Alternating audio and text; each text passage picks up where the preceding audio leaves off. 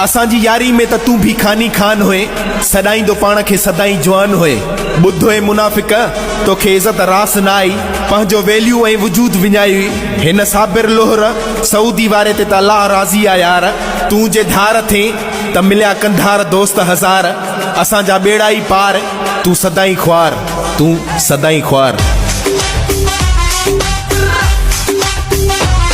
तुझी गद्दारी जी का परवाह ना है, तुझी गद्दारी जी का परवाह ना है। जली पाण बींदे असां के चाहे, असां जी त हींअर भी इज़त आहे हर शहर में। तू भली सड़ंदो रहो अंदर में, तू भली सड़ंदो रहो अंदर में।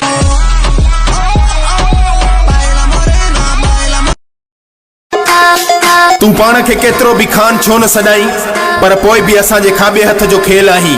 चवे मौला इकरार शर्त मता समझी त मलंग आहियूं, न पुट ठरी मीरवा जा दबंग आहियूं। सुठो थी त असांजे साम्हूं इहा आकड़ ऐं वॾाई छॾे ॾे, न त किरंदे वञी बूथ भर खॾे में, न त किरंदे वञी बूथ भर खॾे में। मां त तोखे पंहिंजो समझी कराई ॿियनि अॻियां सुञाण। तू भाकुर पाए पोयों खंजर पे हया, समझी पियो पाण खे होशियार। चवे वफ़ा बाबर चांडियो मुरीद शाख वारो, मूंखे ख़बर न हुई तू निकरंदे गद्दार। चाहे जे कट ते तू बणजी वेंदे दलाल, चाहे जे कट ते तू बणजी वेंदे दलाल।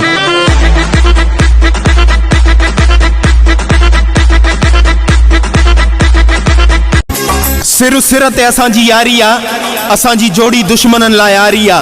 छो त असांजी पाण में भाइरी आ, जागीरानी असांजा यार आहिन। चवे अहमद अली कंबर वारो, जेको असां सां उचाईंदो आ ज़रा ज़रा थी वेंदो आ, ज़रा ज़रा थी।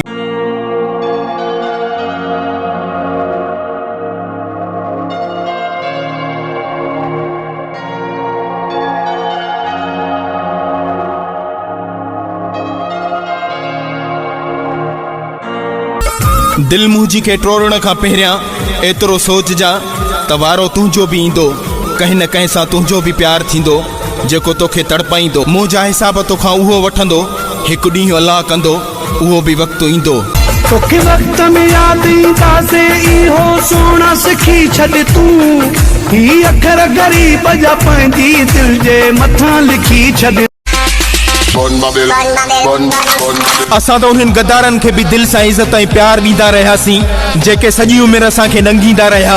चवे बशीर चांडियो संगा साणी दरवाणनि वारो, असां पंहिंजी नियत साफ़ हुजण करे अॼु बि उरूज ते आहियूं। असां फ़क़ीरनि सां फिटाइण वारनि जा नाम ऐं निशान ई नाहिन रहिया, नाम ऐं निशान ई नाहिन रहिया।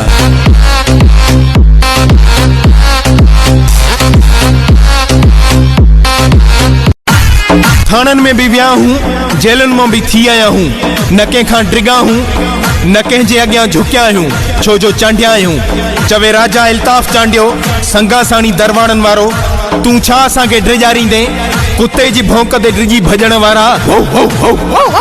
तू वञ वञी पंहिंजो घर संभाल, न अचो असांजे चक्कर में, न अचो असांजे चक्कर में।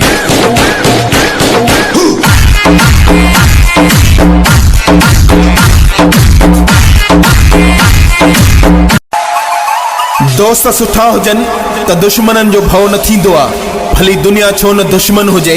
चवे साजिद शाहानी नारे वारो, बाक़ी जेके दोस्ती रखी दुश्मनी कन उन जहिड़ो को ख़तरनाक न हूंदो आ। पोइ भले दुनिया सॼी छो न सजण हुजे, छो न सजण हुजे।